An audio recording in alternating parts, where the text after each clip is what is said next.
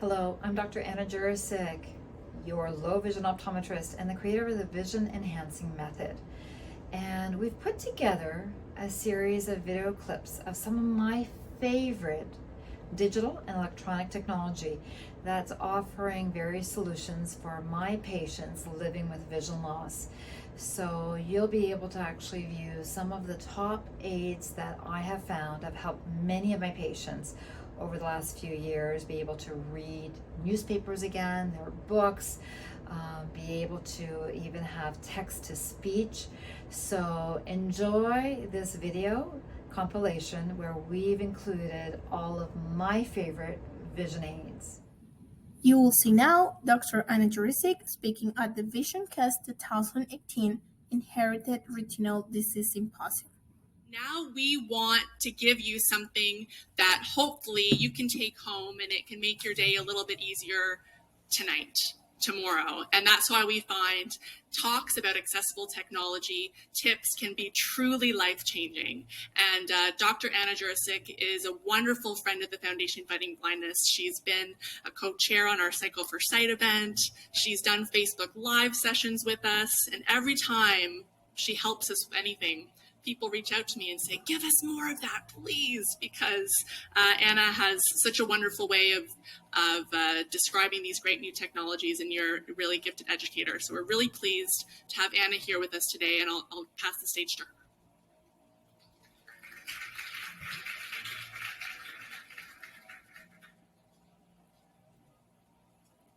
Well, thank you, Mary, for that lovely introduction. And I'm honored to be here today speaking to you. And my topic is vision solutions beyond the traditional. And what I'm talking about, as Mary alluded to, is, okay, well, what do you do about the now?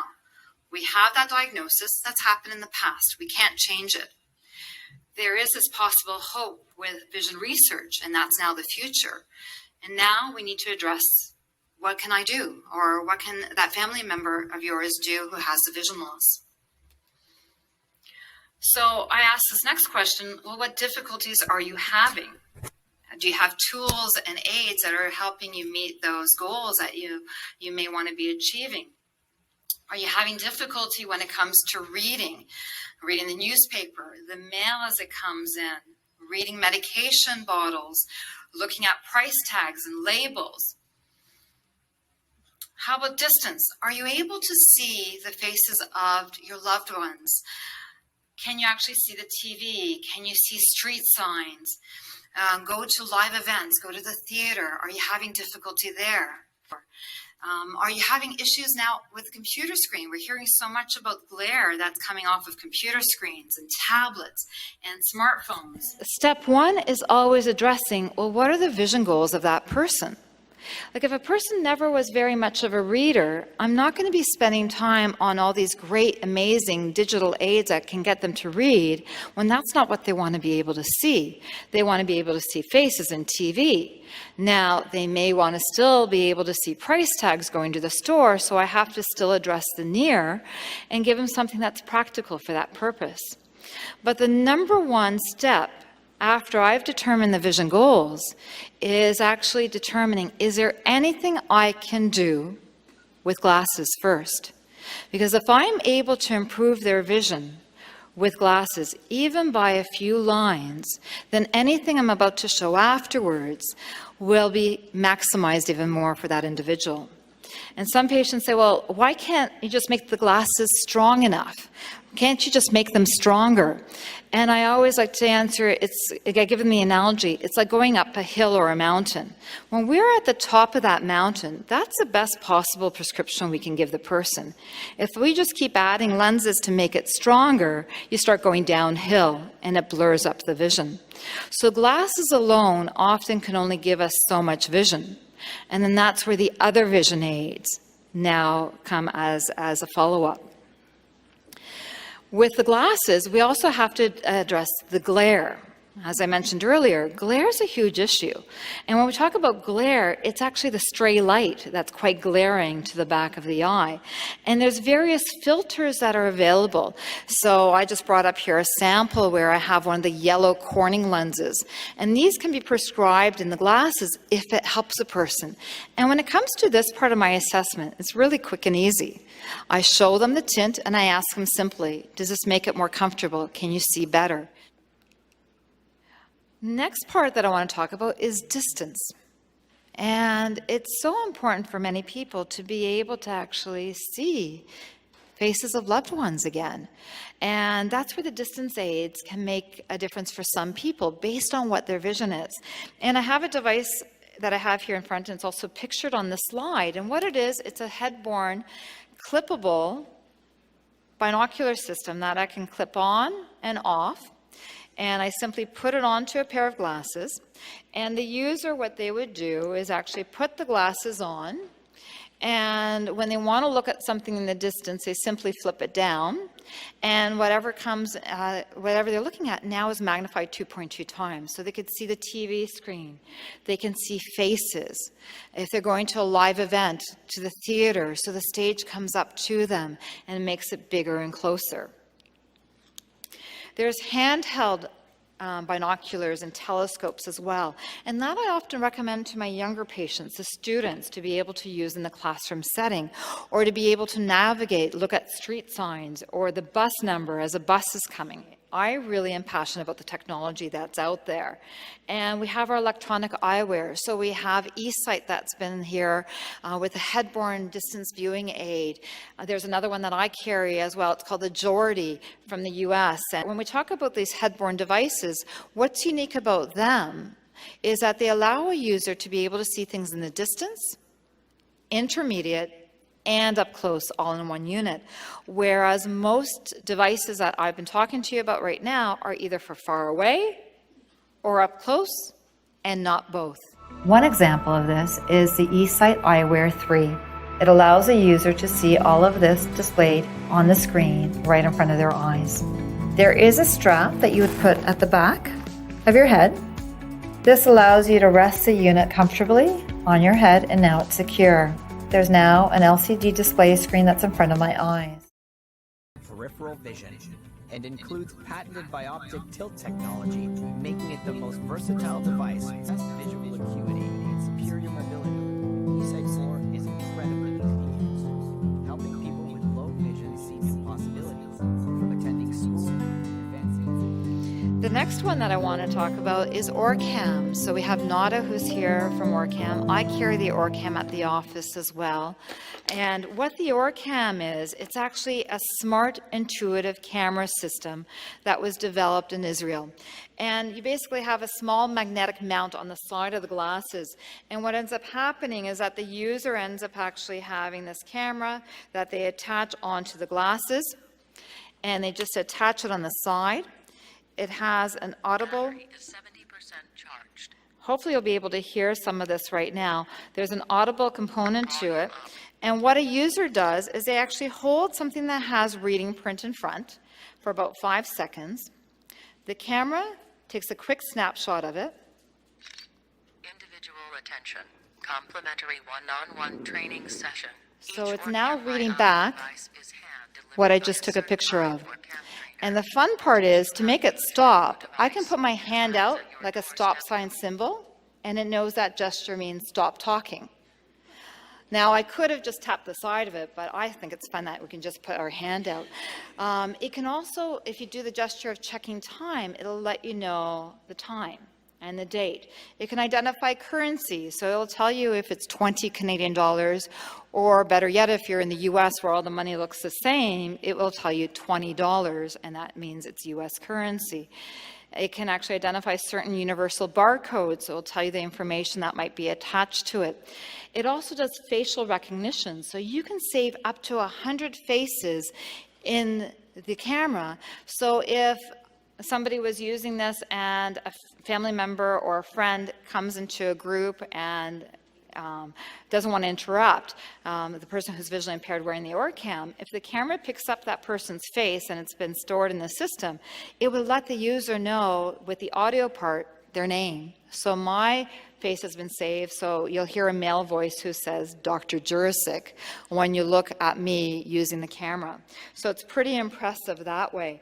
It also can actually read back in French and Spanish as well.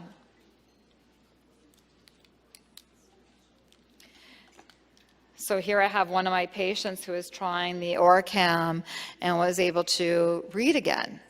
So it's like having your own audiobook. For Dr. Juricic, a big part of serving the blind and low vision community is staying up to date on new technology. Even now, there are some aids that myself as a low vision optometrist, I can show, one of them being a device called OrCam, whereas before someone who's completely blind would only have to rely on Braille or technology on computers like JAWS and Kurzweil. The OrCam allows someone who has partial vision or who's completely blind to go to the grocery store, pick up a food item in the grocery aisles and have it read it back to them and let them know what they're holding. After hearing Dr. Juricic talk about the OrCam MyEye, I wanted to learn more about this new wearable tech. We headed back to the AMI office in Toronto so I could give it a test drive. The device itself clips onto your everyday glasses and is about the size of a AAA battery. A wire connects the camera to its handheld component. We started with Dr. Juricic walking me through the basics of the handheld portion. So here is some reading material. All right. And I'm just going to have you hold it in front for a moment. And looking down, so wherever your nose is pointing is the direction the camera's pointing. Okay. So I just want you to look straight at it first. AMI believes in an inclusive society in which media is accessible to all Canadians. We did some more testing in front of a bulletin board with a bunch of text flyers. There's actually some great information on this piece of bulletin board right here. So I'm going to have you come a little closer. And I want you to be right in front of it. Sure. Because if you're angled, it'll pick up some of the other information that's in front of you. Right, but I'm staring right at this. Or you think you are. Or I think I am. So I want you to go a little bit more to the right. Sure. Where you're straight in front of it. And what I want you to do is hold your finger right in front of that text event. Sure. Oop. I picked up my finger. VoicePrint Canada's audio newsstand. Our service. I was really impressed with how easy it is to use. Wow, I almost want to see if I can get one of these myself. So like I said, the solutions may not be just regular glasses, but if it allows you to see and do the things that are important to you, is it worth it? Is a question that I pose. And in summary, I want you to know that help is available. And if you or a loved one has vision loss, remember, find out who your local low vision eye care professionals are. It may be worthwhile to have a low vision assessment. We have great resources like the CNIB. Here in Toronto, we have Balance for Blind Adults. With the Vision Institute, there's a OCAD Vision Technology Services for high-tech assessments, in addition to the CNIB. Foundation Fighting Blindness, the work that they do and keeping you informed of the newest and latest research and the commitment that they have. They've been doing this Vision Quest for years, and the first one that I attended to, it was in 2009 when I first moved from Windsor to Toronto. And I was absolutely impressed then, and I continue to be impressed with what they have to offer.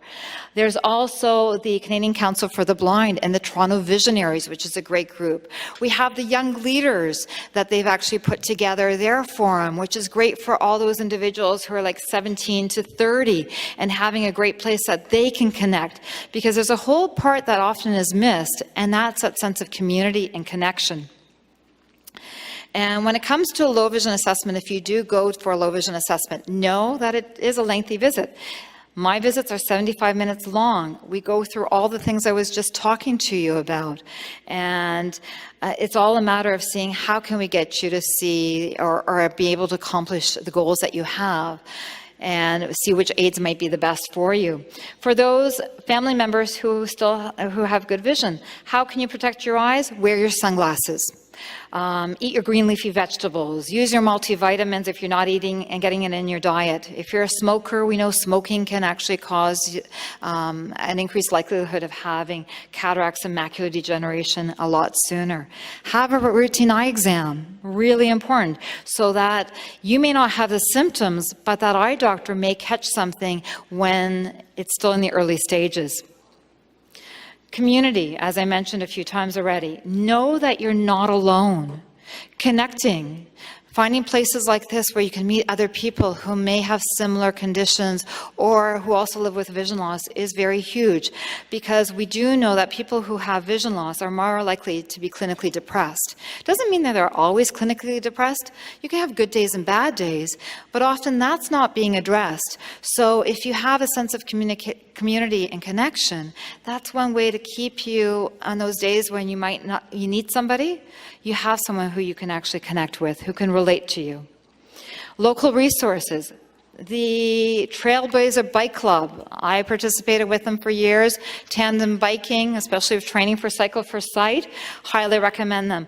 We have the Ice Owl hockey team, we have blind sailing, there's a ski club, many different organizations out there. There is even Hands on Fire, creative sculptures that you don't have to be athletic. You can just have fun and do sculptures and work with clay. Be an advocate. I'm very passionate about being an advocate, and let people know. Volunteer your time. Organizations like here at the Foundation Fighting Blindness, they do great work. They have Comic Vision. I'm a big fan of Cycle for Sight. In the last 7 years, I've done it 6 years, and I've enjoyed it tremendously. And I always do it on a tandem bike, and my cycling partner it has either been completely blind or has been partially sighted. And that's an amazing sense of community. If you've ever done Cycle for Sight, anyone here who's done it will tell you how amazing of an event it is. I always like to end, everyone deserves, in quotations, to see the beautiful things in life. And I always finish off with a picture of my 4 kids. They're my beautiful things in life. So thank you. Now, Dr. Anna Juricic will be explaining us more about digital portable magnifiers. In my hand, I have a digital magnifier that looks more like a traditional magnifier. So this, you can actually hold off the page. You're going to be able to make things bigger by making it more magnified. You can hit the button to make it less magnified. There's also a button on the side to actually change the contrast. So when I hit this button, I can change the contrast. And I find that 7 out of 10 of my patients prefer reading white on black. It's less glaring.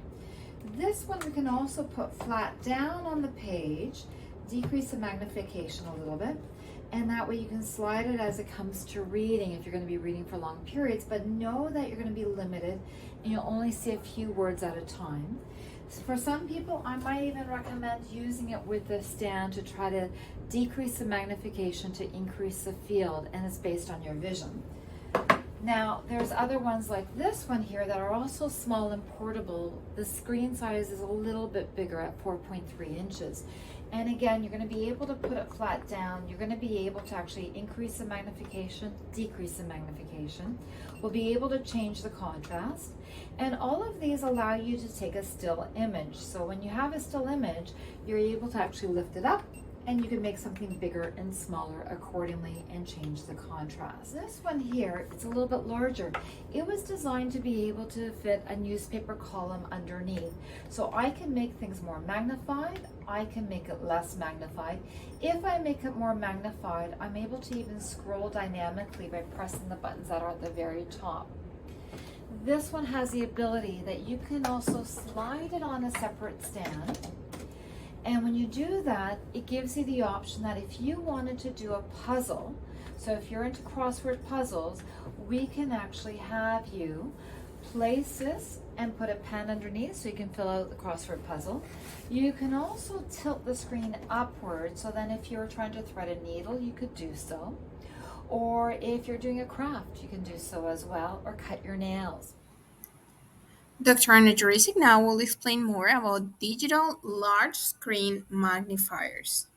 This is from the same company, but it's actually a larger digital magnifier. And what you're going to notice is it has a bigger screen. It's a 12-inch screen. And by having it as a 12-inch screen, you're going to be able to fit about 2.5 widths of a newspaper column in here.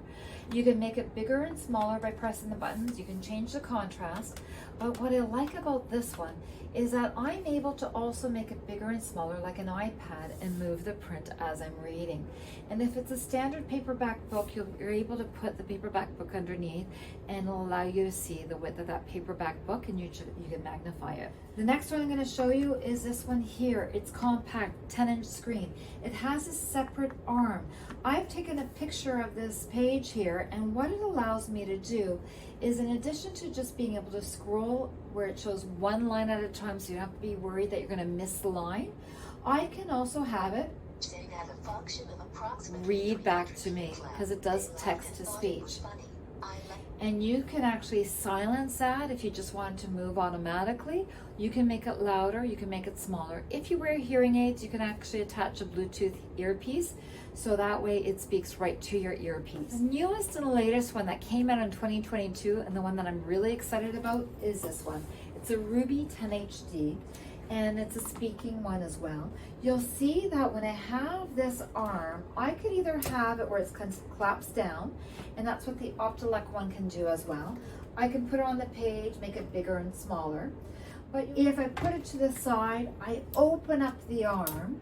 There's now a separate camera, just like in the previous Optelec 10 HD speech. There's a camera over here and one on the unit. Dr. Anna will be reviewing the Optelec 10 HD speech now. This is one of her most favorite devices.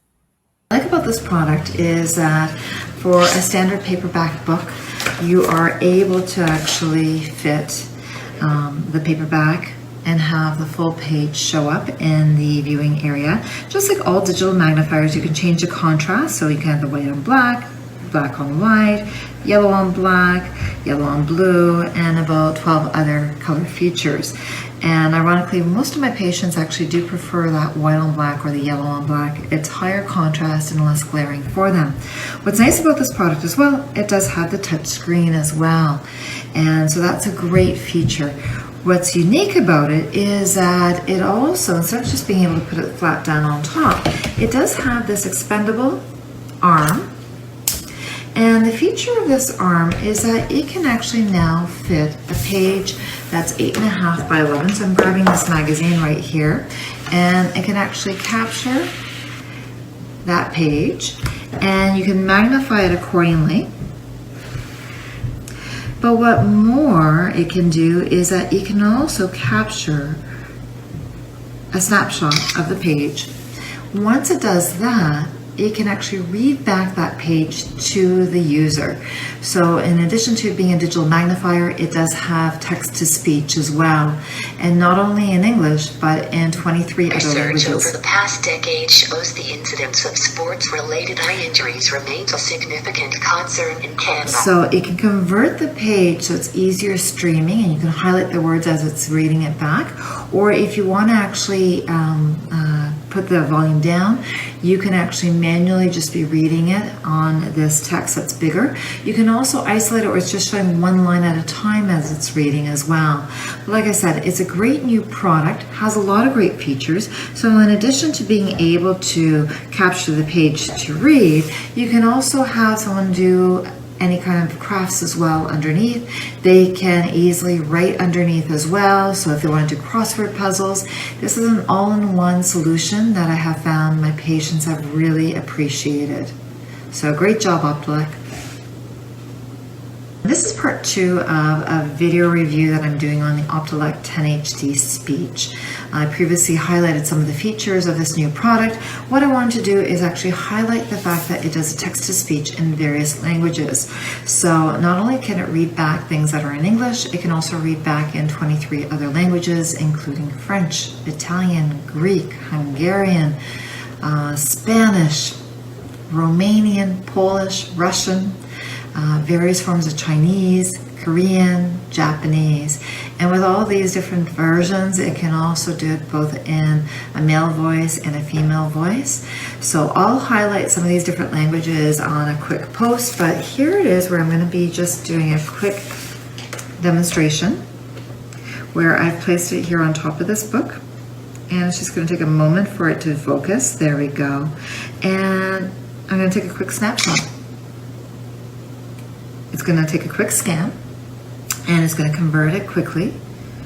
I have the setting where it will convert it to a white on black and highlight the words. Le docteur Tonquin, le médecin de grand-mère. Qu'en pensez-vous? Docteur, demanda-t-il. Elle recula contre le mur.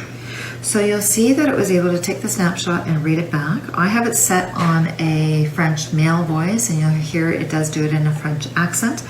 If you want to capture a bigger size page, you can extend out this separate camera system. You line up your book so it can capture 8.5 by 11 this way. You can also magnify it with a touch screen. But here I can again take a quick snapshot of the page that I'm wanting it to read. And you can also save these images for future reference. So you can save it and download it onto your computer as well. So I find that Optometrist has done a great job with this product. You're about to hear Dr. Anna Juricic being interviewed by the Fighting Blindness Canada Facebook Live session that was talking about accessible technology for low vision patients. I'm here with Dr. Anna Juricic, who is an optometrist who specializes in low vision, and we're in her office today. So thank you so much for having us here. You're very welcome. Yeah, this is a great opportunity for us to talk about someone who specializes in what so many of you are interested in and what so many of you ask questions about, which is assistive technologies, low vision technologies, and things that we can do to actually help individuals see better or to manage their sight a little bit better. So that's going to be our focus today. It's always very much catered to how can I help my patient see the things that are most important to them so they can be independent and enjoying things again. And at that point, we have to address how can we still maximize the vision that the person still has. And most people who are even legally blind have some usable vision, so we can address that. And so after we've done the prescription and seeing if we can help with glasses traditionally with a little bit of tweaking, I then go into the area of glare.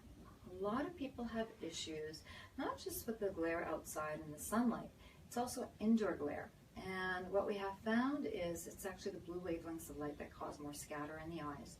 And that's what's causing the glaring issues. And traditionally, we've had specialized blue blocking lenses that had an intense color. It would be the Corning yellow or orange lenses, and I actually have some just to show the audience. So we'd be able to prescribe these glare filtering lenses which work with various conditions. With macular degeneration, usually they do better with this yellow or the lighter orange. Somebody who has retinitis pigmentosa often would do better with a more intense, but this would be more for the outdoor. And the interesting thing is these colors don't necessarily work with everybody. However, we have to test it to see. And it's very simple. You either like it or you don't. So after I've addressed that part, I look at the near viewing. What was important for them based on their vision goals when it came to near viewing. And so many of the patients I see, reading is such an important goal for them. They used to be avid readers, and now, especially if they have macular degeneration or Stargardt's, especially because it affects centrally, they're not able to read anymore, and it really affects them. And a lot of people with vision loss actually can even get clinically depressed because they're not able to do the things that are really important to them as they once did. So I introduce different magnifiers, and we first start off with traditional because people are aware of traditional. So we have these dome magnifiers, and this works well for somebody who's at the beginning stages. And also I find that some of my RP patients, if they have fairly good central vision, but they need that little enhancement, it helps magnify just enough to give them that extra bit of vision. And this can work at the early stages, but a handheld magnifier was never designed for extended reading. So to read the newspaper, it's very tiring, especially if someone has arthritis, their arms go up and down a lot, so that actually affects the quality of the vision. And so I like what Eschenbach did with this one. It's a traditional hand magnifier, but they also include a stand that it can slide into. Then you can put it over top, and it gives more stability as they're reading for long periods. And with the stand, you can actually place it vertically up. So if somebody was into hobbies, they can actually do some hands-free, try to prepare things. So they've been really smart to try to make it multifunctional. And I love companies who look to see how can they make things more accessible for the end user. So they did a nice job with that. It's such a simple thing, right? But it kind of transforms the and device. they're the only ones that are doing used. it currently, so I'm really impressed with what they've done there. But what I really like is actually the portable digital magnifiers. So this is another one from Eschenbach that it's actually a portable digital magnifier. This screen is a 7-inch screen, and they have some that are a little bit smaller. I can zoom in zoom out. I can actually change the contrast so that way help someone see a little bit better. And I find that about 7 out of 10 of my patients prefer the black background, either the white on black or the yellow on black. It's quite exciting. It's kind of just like holding a tablet over whatever you're reading. Exactly. Right? And when you're moving that around, it's going back and forth tracking. Is the camera actually moving, or is it just doing something different? I've been seeing the videos, and depending on the screenshot of how much of the viewing area, it's captured it, you've now zoomed it, and it knows to actually scroll so it captures the So energy. Really impressive technology. I'm not sure how they've done it, but I'm actually pretty impressed. And the best part, it's going to weigh about 2.2 pounds, so it's almost like you have your laptop, you put it in a case, so it's portable. Because up to now, whenever it came to the bigger screens, we would always reference back to the big CCTVs. And probably a lot of your users have the CCTVs or the audience, and those I always used to refer to as the Lexus of reading machines. Now the only thing is they weigh about 40 pounds, so you can't transport it very easily. It's just, if you have the real estate in your home, it has a place. So you can't be taking it to the cottage, or if you're visiting a family member out of town. Where the new Visilex XL FHD, 2.2 pounds, you put it in a case and away you go. So really impressive. It's kind of like the difference between a laptop and a desktop, I suppose, right? Exactly. You have one of those older machines, it's a desktop, you put it on your desk and you leave it there. Great example, absolutely. So another thing is I'm really huge on technology, so that's been my passion really over the last decade plus, because I've seen such great advancements. Not only as we've been seeing the introduction of smartphones in 2007, the iPad in 2010, we've seen introduction of new aids when it comes to helping people with vision loss. So it's nice to know that we can send people to you and say there are options out there, even if you can't see anything. Like even if your vision is completely deteriorated, there are still devices that will help you do things like the one you just showed us. And I recommend any of the audience, if they have low vision or various degrees of vision impairment and they've never had a vision assessment, or they've a low vision assessment, or it's been quite some time that they've had one, find out who in your area does low vision assessments. See if there are these various aids that can help them. Now, the only unfortunate thing is there's not too many people in Canada who do this work. We're out there. You might have to do some searching. But it's really been amazing to watch these advancements of where the vision aids are compared to where I first started when it was 21 years ago. Like what we had back then and what we have now, it's been a great improvement. My low vision patients with RP actually benefit from the digital technology where they're using that white on black. And it doesn't mean that they actually have to increase the magnification. It's just that ability to change the contrast where it's white on black seems to actually give them just enough of that viewing area to be able to appreciate, to make things easier. The OrCam now has been a great one for patients with retinitis pigmentosa because it's not relying on their vision, but relying on what the camera system can do with the optical character recognition, the facial recognition. So those are kind of the areas. Some of my patients have done well where we've done what's called a reverse telescope. So it's a little tiny telescope that has magnification about 2.5 times. So normally, traditionally, we'd have a person look through the magnifying part of the telescope. Well, with somebody with RP, if you reverse it, what happens now is we're minifying things that 2.5 times. So we can squeeze more information in their field of vision. So where that gets to be handy is, you came into my office. You're not sure exactly where all the waiting room chairs are, where it's really going to be safe to navigate. Because remember, when you have the retinitis pigmentosa, many people have a history of tripping, falling, bumping into things because you don't see what's in front of them. And so with a reverse telescope, if they reverse it quickly, they get a perspective of what the room is. And they're like, okay, chairs are on this side, I can walk here, great, no coffee table, so I'm not going to bump into a coffee table. So you're not going to be walking constantly looking through it, but you're going to use it for quick viewing. And the one that I like, it actually has a little ring holder that you can actually have it attached, you can have in your pocket, or you can attach it to a lancet around your neck. So if you need to, you're in an unfamiliar area, you pop it in front really quickly. But the nice thing is you also have the ability to switch it around if you need that extra magnification. Now, if the vision's quite poor, then that's not going to help them very much. So again, it's based on the vision that they have. Sure, yeah. So it's really patient specific, and it sounds to me like that's a lot of what you do. is you come in and you talk to someone and you assess what their actual Absolutely. vision needs are. And it's not a kind of catch-all solution. No. So it's not like, oh, you have RP or you have AMD, therefore this is the device for you. It's based on where their vision is at. And also, we're using the term vision goals. So it's also based on what a specific individual may want, whether you want to read or whether you want to go jogging or whether you want to see mostly in the daytime or at nighttime. It sounds like you have to take a number of different factors into consideration. Yeah, and when I spend doing an assessment on a patient, I spend between an hour and 15 minutes and an hour and a half with them. Oh, wow. Because there's quite a bit to show. And that's also for them to get that ability to try it out to see, okay, is this going to help? And sometimes the patient has to think about it. They go home to think, okay, yeah, actually that aid might actually help me to do this. So like I said, I like to actually show the various options based on their vision goals, but I also show them some of the additional things that they might not have thought of. Even going to the grocery store, being able to see the prices on a shelf, how to actually be able to use various aids that can help them that way. A big thing is my patients want to be independent. They don't want to have to rely on other people. Sure. And there are aids that can help some people reach that goal. And where the digital technology has that ability to be a little different than the traditional technology is, as I said, you can play around with the contrast level as well as the brightness. Because brightness sometimes is a big factor for people with vision loss, that things are just too dim. And when we talk about optical aids, we can increase the brightness with this telescope, but we can improve vision optically.